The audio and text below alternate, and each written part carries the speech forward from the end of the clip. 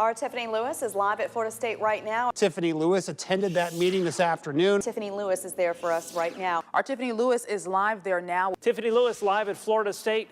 And Tiffany, what exactly is going to be banned? Well, Eden, this new rule was put in place at the North American Interfraternity Conference earlier this week, and it states that certain volumes of alcohol won't be allowed at fraternity or sorority events. You can see where buddies are actually checking in. Now there's about 500 special needs guests and 500 buddies that will be their dates to tonight's event. Still a very active scene out here as the Gadsden County Sheriff's Office and Tallahassee Police Department work together to analyze the scene. Everybody seems to have gotten inside, seeking shelter, and that's really what local authorities are advising right now. We can start to see the wind really blowing, the rain starting to come down. Good morning, everyone. It's Friday, and it's going to be a great day out here at the Civic Center.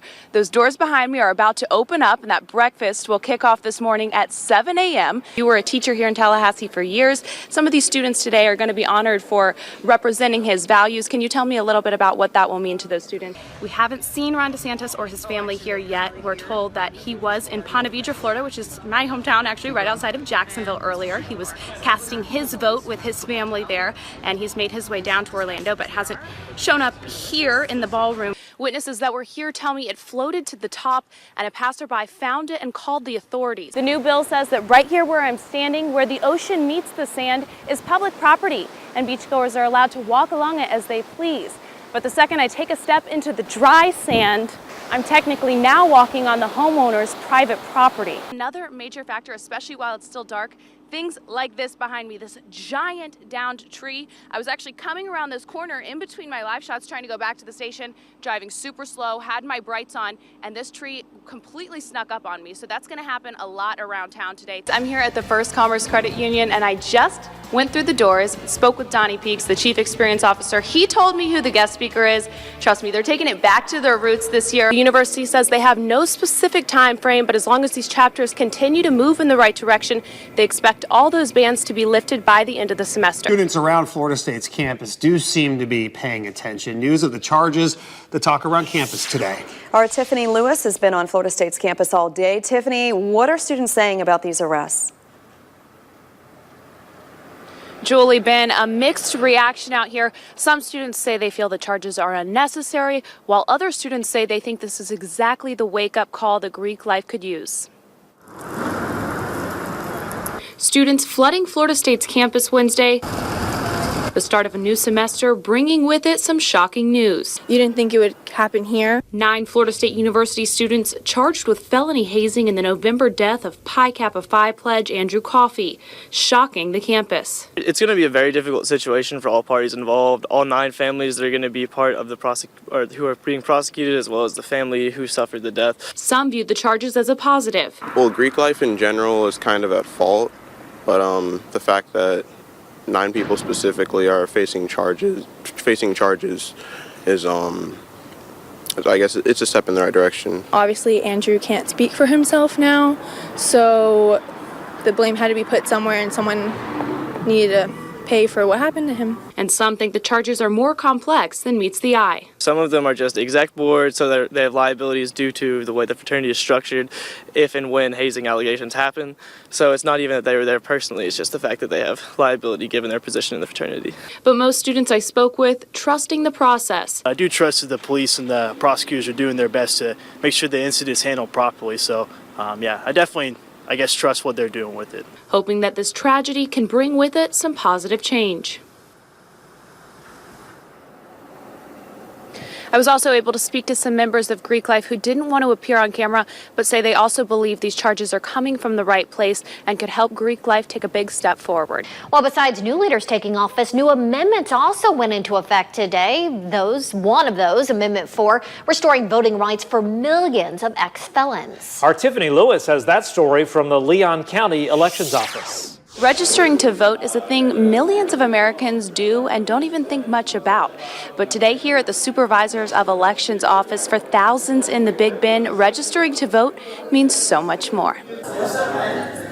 Today starts the day that I step into society again. Pen to paper. For most Americans, jotting down your name, social security number, and date of birth gets you a one-way ticket to the polls. But it's one more quick stroke of the pen. If you check that felon box, your applications are thrown in the garbage can. That's kept millions in the Sunshine State from casting a ballot for 150 years. It is a dehumanizing thing to see the process of electing officials and being represented, being taxed, but not being able to cast a vote in that process. But with the passing of Amendment 4 in November, everything has changed. We now are able to go into that ballot box with joy and select the candidates that we feel will best serve us. And the turnout today at the Leon County Supervisor of Elections office shows just how special this moment is. Congratulations. Many showing up for the occasion, bringing a smile and even a few tears. And for some, this is just a small step in a bigger battle. For those people who said, well, there's so much more that is needed, but we got to celebrate each victory along the way. And this is a major victory. A victory that gives them hope, joy, and a different box to check come election season. In Tallahassee, Tiffany Lewis, WCTV Eyewitness News.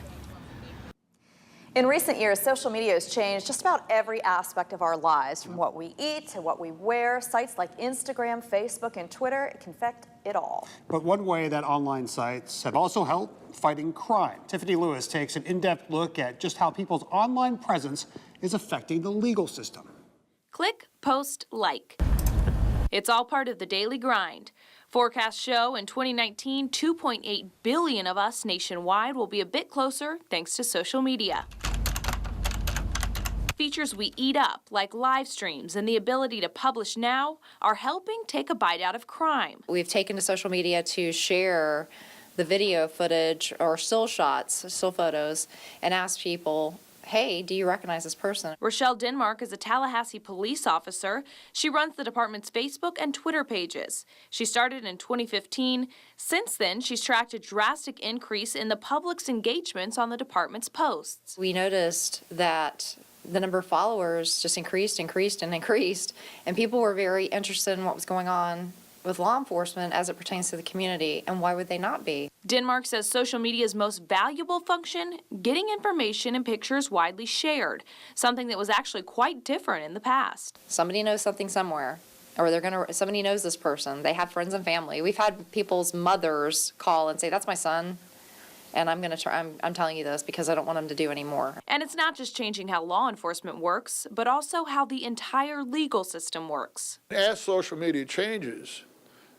the courts have to face issues that they haven't faced before. Chuck Earhart is a law professor here at Florida State. He specializes in evidence and says authenticity of a post is the first step to making it admissible in court.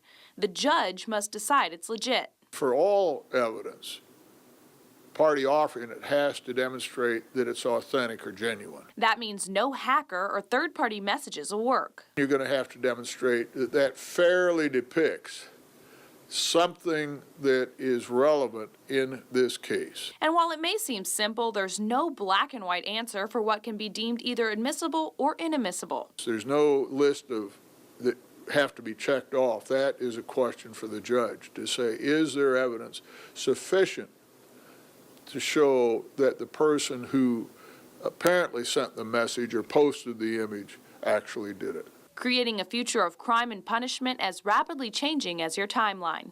In Tallahassee, Tiffany Lewis, WCTV Eyewitness News.